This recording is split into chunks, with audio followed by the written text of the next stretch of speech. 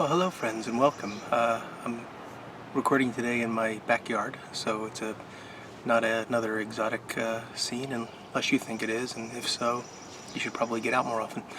But it's a nice pleasant morning here. It's rather early. The hasn't warmed up yet, so it's still a bit chilly out here.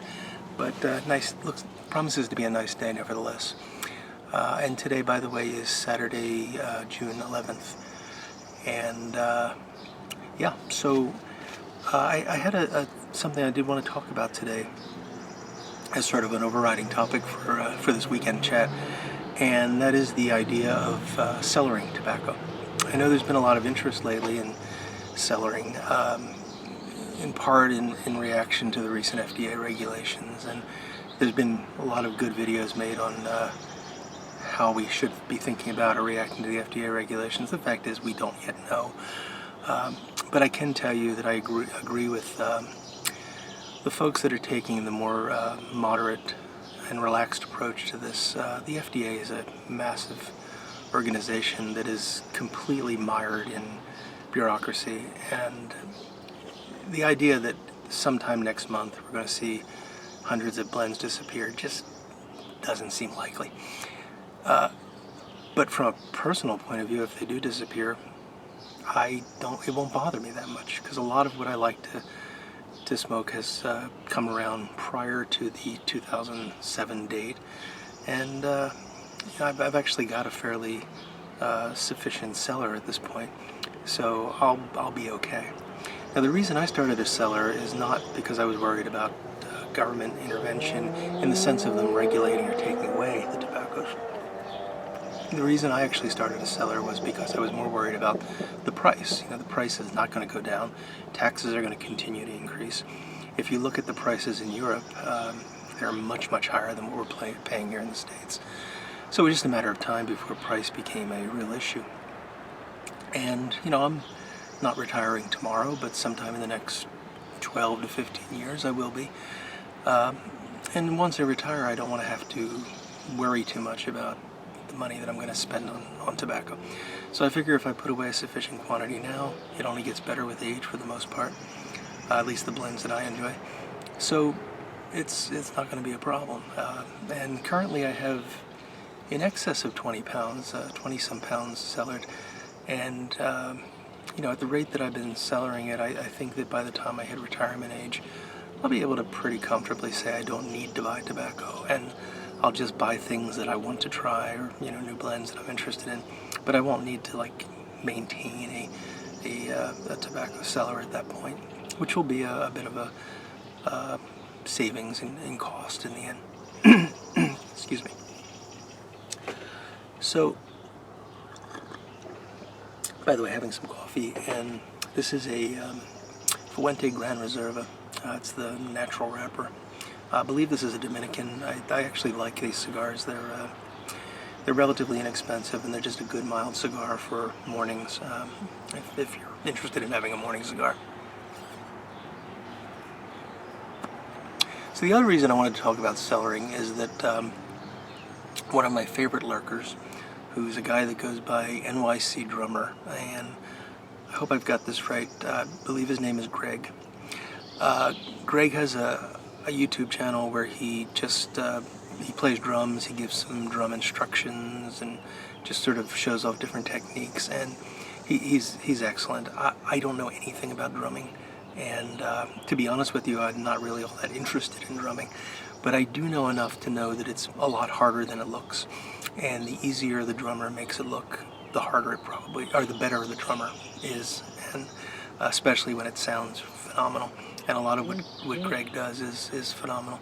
So if you get a chance to check out his channel, just look and see the drumming. Greg, I wish you would make some pipe videos, because you clearly know your pipes. You've got some very interesting pipes from what you've told me, and you've got some interesting choices in tobacco. So I know you'd be very welcome if you wanted to make some pipe videos as well. But Greg posts a lot in the comments. He's a really great subscriber, and I'm glad to have him. And he asked the other day, have I ever had a tobacco tin pop? And without thinking much, I just answered yes, and then I thought, well, first off, I don't know exactly what he means by pop, and secondly, this is kind of important, especially if people are starting to think about cellaring now more, and they want to be sure that their investment is safe. So I thought I'd take a few minutes to talk about tobacco tin popping, losing the seal on the tobacco tin, and what all that means, and what I do to try to be careful about it and to alleviate risk. Also, I should say that most of what I cellar are bulk blends, and I do that specifically because I don't want to have to worry about the tins failing. You know, the bulk blends I put into mason jars and they'll be fine forever. But with the tins, there's always this risk that the vacuum seal is going to get lost somehow. It's going to pop open, and you'll go to open the tin and it'll be nothing but dry powder. So when I am looking at tins rather than bulk tobaccos, there's several different types of tins, and the first type that I'll talk about, and you all know the different types of tins, so I don't have to go into great detail here, but the first type is the one that's probably most problematic, and that's these sorts of tins, the ones that have the pull cap on them. So McClellan uses these, C&D uses them, GLPs, many manufacturers use this type of tin. And the problem with these is that if there is a rupture in the seal, there's not really anything you can do to protect this prior to it rupturing. You just have to wait until it happens. So one option would be to, as soon as you get this, pop it open, put it in a mason jar, and cellar it that way, and that's a perfectly fine option.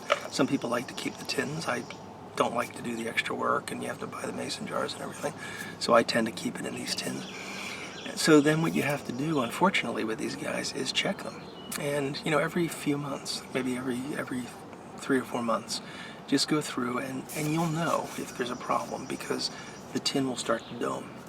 So what happens is that the tobaccos are fermenting to some extent, and as that happens, you're building up gas in the tin, and that gas will start to increase the internal pressure. So originally it's under vacuum, but over time the buildup of gas from the fermentation process can increase the pressure to the point where it will pop open. Now this is a tin of McClellan Dark Star from 2011, and I knew that this tin was a problem because I had noticed it starting to dome maybe about 8 months ago. So once a month I have my problem tins that I know might be popping, and I check them. And fortunately, when Greg asked this question, I went up to get this particular tin because I knew it was domed, and I found that sometime since the last month it had popped. And I know that because there's no longer a vacuum there. I hope you can hear that. I can pop that up and down, and I don't know if you'll be able to see it, but there is a very small, you can see a bend right in there, and a little rupture occurred. So this tin is no longer sealed. So what I will have to do now is take this out and put it into a mason jar. The other tins that are notoriously problematic are these rectangular tins that, oh, sorry about the cut there. I just had the battery pack die on me. I've been doing too much away from the house and haven't been having the camera plugged in. So what I was just getting to was that I talked about the McClellan style tins, for lack of a better way to call them. The other tins that you're probably going to run into often are this type, which are, you know, the metal tins where the tops seal on, and they're maintained by a vacuum seal.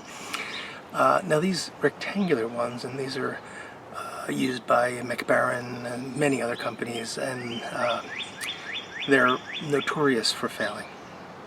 Probably because there's, you know, these corners where the seal can break. I don't know, but for whatever reason, these are not as robust as the round ones.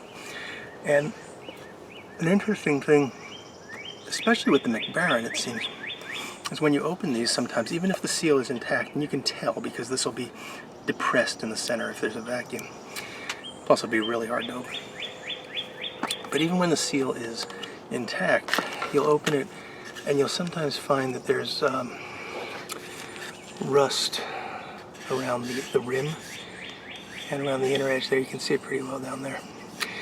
Now, that could be moisture from the tobacco just evaporating and condensing. But it also means there's enough oxygen in the system to promote the rust. So I don't trust these rectangular tins at all. And I'll show you how I try to remedy that. The other possibilities are these round tins. Now these are much, much better. And these tend to hold up well. They tend to not be a problem at all. But with the tins that are used, the tins that Lane puts out, and if I understand it correctly, Lane packages their own tobaccos, but they also package tobaccos for a number of other companies. The Russellet, what is it, the Marquis line? One of his Hearth and Home lines are packaged in these sorts of tins, as are all of the Standard Tobacco Pennsylvania lines. So the Bengal Slices, Warhorse, the John Cotton blends, and I'm sure there's others as well. And I don't mean to pick on Lane, but I've only seen this with Lane tins. And that is that, you know, I go to open one of these, or it arrives from mail order, and the seal is broken. The top is not depressed anymore, meaning at some point it lost the vacuum seal. A recent example, which really surprised me with one of these tins, is that when it was delivered, I opened up the box and the tin was standing upright like this. There were several packed like this, and the lid had actually separated and was hanging off the front of the tin.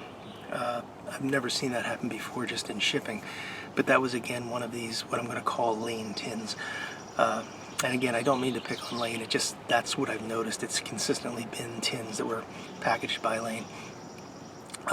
And by the way, in every case, the company made it right. It's not been an issue. I mean, when the seal was broken, it was usually the tobacco was in fine shape. I just needed to jar it, or not even jar it, because if I was smoking it at that point, it was fine. If I was going to cellar it, I would have probably jarred it. In the case when it was open and shipping, they replaced it without any questions asked. So again, I'm not trying to be critical of Lane. I just want to highlight this as a potential issue, even with these round tins, and it may occur from other manufacturers as well.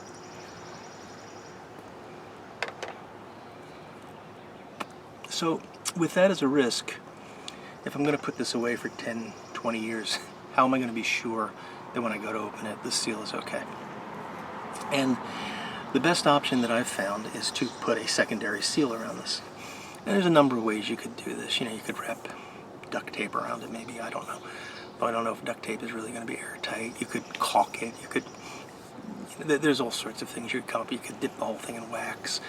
But they're all rather painful in my opinion. Probably the only 100% surefire method is going to be to transfer the tobacco into a mason jar. But again, that's not something that I want to do, and I'm sure a lot of you guys don't want to do it either. So what I've found is a material that I'll tell you about, and I know about this from my days of working in laboratories, in biology labs, but it is a material that has a lot of uses. It's not just a laboratory material, and that is this stuff. It's called parafilm. And what parafilm is, it's a thermoplastic wax material.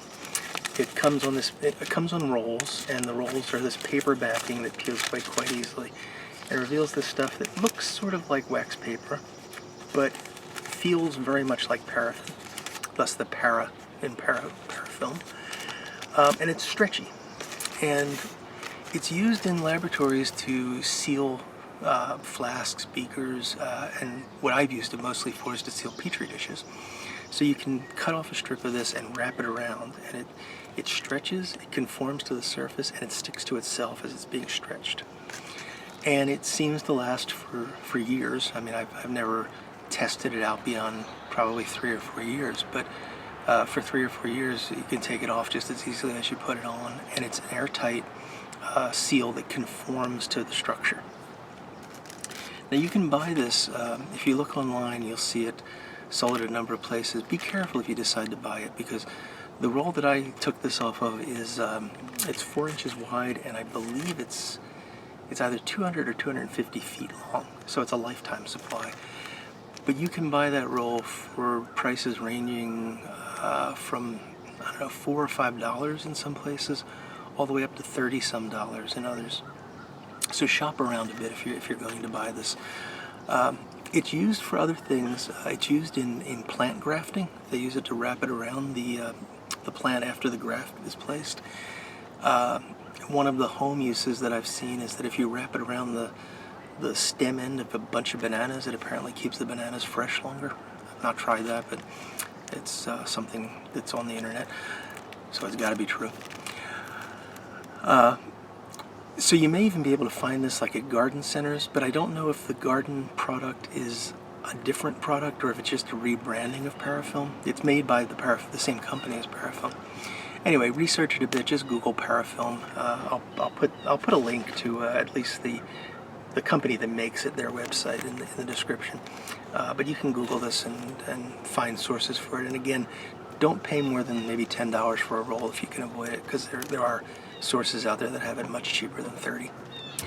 So to use this, I take advantage of the fact that it's 4 inches, because 4 inches seems to be plenty to wrap a tin. And I cut off a piece that's about 1 inch, maybe a little bit less than an inch, about yay thick. And then separate it from the backing. So now you've got this waxy piece of stretchy stuff. And then it's simply a matter of taking your tin. I usually, for a square tin, I'll start it somewhere about the middle of 1 inch. And I'll try to keep this in shot the whole time. Stretch it and just begin to push it down onto the tin. It shouldn't slip once you get it started. And again, that 4 inches is usually more than enough to stretch all the way around. And I'm sorry, I have to keep catching it on my chest to not drop it. And just keep stretching until you come to the end of the piece, pushing it down onto the piece below it. And as you can see, that forms tightly to all the ridges, and it makes a nice airtight seal that should last for years. And it's that simple. Now you can sleep at night knowing that your tin is sealed. I'll do the round one just to give you another example in case I was out of shot there. So just cutting another strip about that big.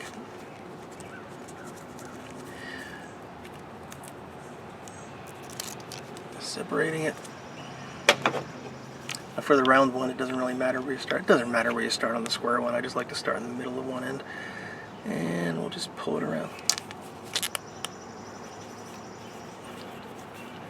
Once it stretches, it sticks pretty well, and it really sticks well to itself. And just smooth it down, and there you go. Again, that tin will be safe for years to come.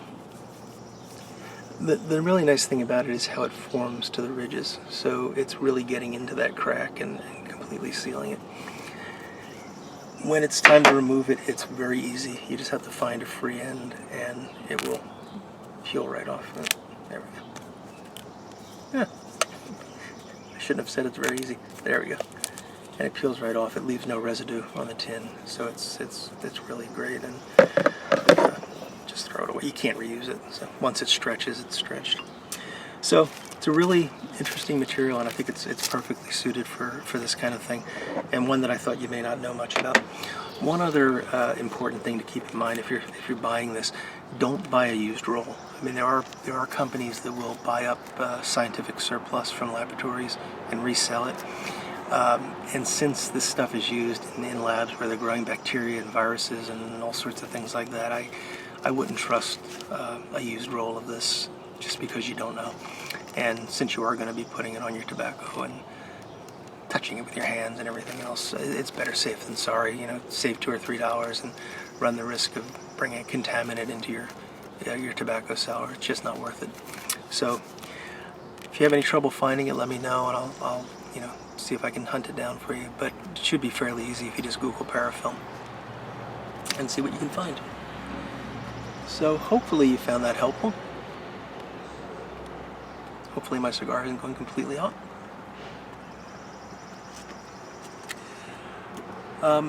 And that's really about all that I had to talk about today. So I'm going to go and get my cigar lit up again and enjoy the rest of this morning.